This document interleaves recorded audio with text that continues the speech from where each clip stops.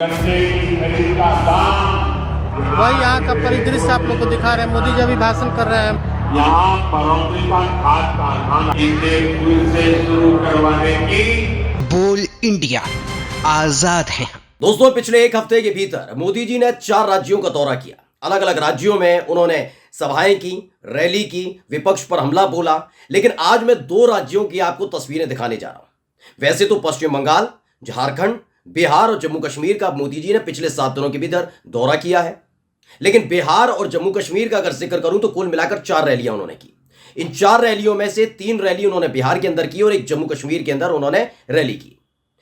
बिहार के अंदर किस तरह के हालात पैदा हुए हर किसी ने देखा, वो बात अलग है। गोदी एंकर, गोदी पत्रकार आपको नहीं बता रहे।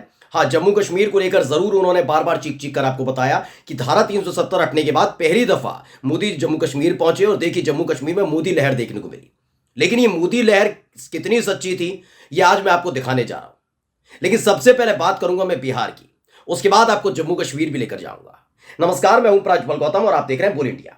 दरअसल बिहार में 2 मार्च को मोदी जी ने 2 रैलियां की थी।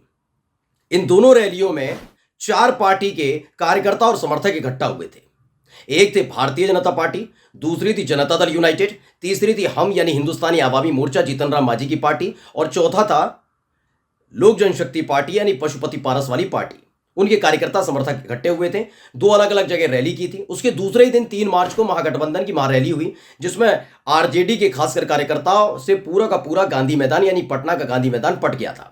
दावा किया गया कि 15 लाख से ज्यादा लोग थे जो तेजस्वी यादव को, लालू प्रसाद यादव को, आरजेडी को, महागठबंधन के नेताओं को सुनने पहुंचे थे।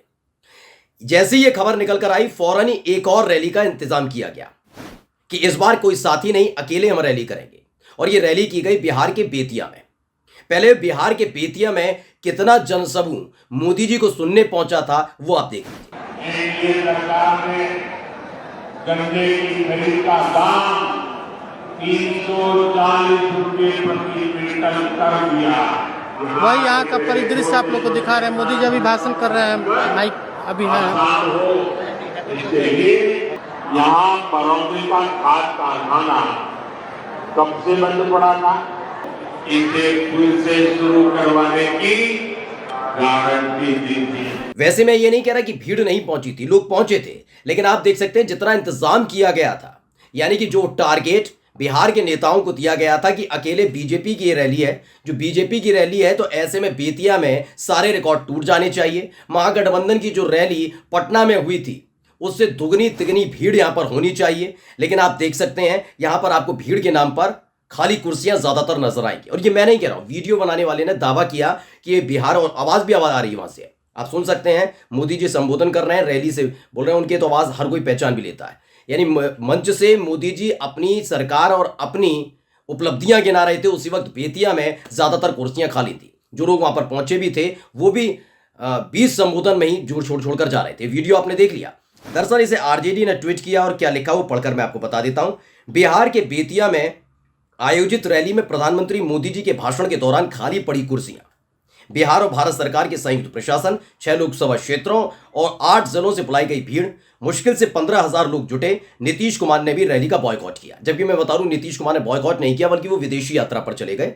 अगर चाहते तो थोड़े दिन के लिए और पोस्टपोन कर देते। अगर बेतिया में बिहार में उनके यहां रैली थी मोदी जी की तो आखिरकार कर लेते, क्योंकि पहले ही एनडीए के 2 साथी चिराग पासवान और उपेंद्र कुशवाहा मोदी जी की 2 रैली जो 2 मार्च को हुई थी वहां नहीं पहुंचे थे।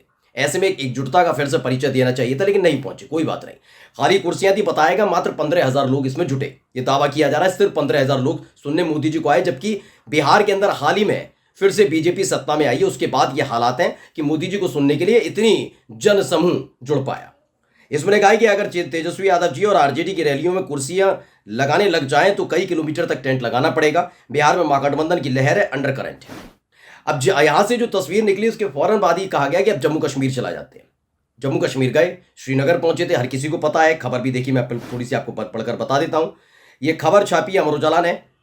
यहां बताया गया श्रीनगर पहुंचे प्रधानमंत्री, पहाड़ी पर बसे शंकराचार्य मंदिर को दूर से निहारा, किया नमन, ये तमाम चीजें वहां मंच से बोला भी।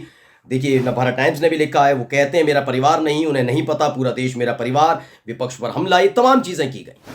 वहां पर आपने भीड़ देखी होगी। खासकर फोकस जो गोदी मीडिया कर रहा था ना, वो फोकस कर रहा था कि देखिए जम्मू कश्मीर में से, कश्मीर में जब श्रीनगर पहुंचे तो मुस्लिम लोग मुसलमान लोग ज्यादातर मोदी जी को सुनने पहुंचे थे। लेकिन सवाल ये उठता है कि क्या वाकई मुसलमान लोग, मुस्लिम लोग वहां पर सुनने पहुंचे थे? मैं मुस्लिम की बात नहीं कर रहा, क्या वाकई जनता सुनने पहुंची थी या फिर बिहार जैसा हाल था? इसको जानने के लिए इसके लिए एक वीडियो सामने आया है। पहले एक व्यक्ति को आप सुन लीजिए।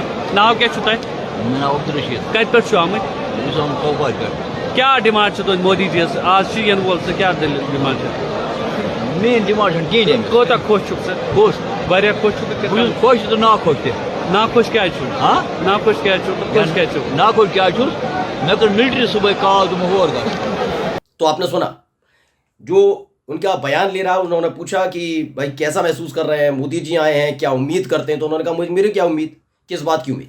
उनका कहना था, उन्होंने दावा किया बुजुर्ग ने कि मेरे पास सेना की तरफ से फोन आया और कहा गया कि मोदी जी की रैली है, शामिल होना ही होना है, इसलिए हम शामिल होने आए। क्या भीड़ ऐसे करके इकट्ठी की जा रही है? क्या यही मोदी लहर है जिसका जिक्र किया जा रहा था? क्या गोदी मीडिया इन खबरों को दबाने की कोशिश करता है? मैं ये बात इसलिए बार बार आपको दिखाना और बताना चाहता हूं कि जबरदस्ती न्यूज चैनल के माध्यम से लहर दिखाना, आंधी दिखाना, जलजला दिखाने की कोशिश की जा रही है, लेकिन धरातल पर क्या है, जमीन पर क्या है, ये तस्वीरें आपके सामने हैं। अब आगे आकर लोग बताने भी लगे कि कैसे भीड़ इकट्ठी कराई जा रही है। नमस्कार।